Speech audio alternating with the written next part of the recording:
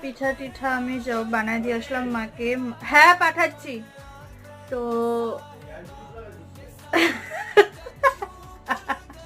তো আমি তো মাকে বানাই দিয়ে এসেছি, এখন মা আমাকে, আমি কাজ করতে করতে মা আমাকে এখন খাবার দিয়ে গেল। এই চষি যেটা ছিল ঝোলঝোলা ওটা হয়ে গেছে মাখা মাখা।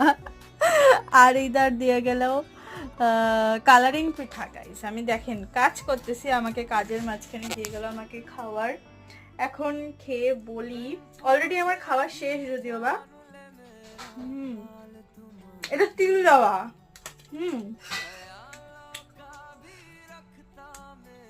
এটার ভিতরে সবজি দেওয়া। আমার ভালো লাগে, আমার সবজি দেওয়াটাই ভালো লাগে। আর এখন তো চষি চষি চষি কি বলেন আপনারা কমেন্ট করে জানান।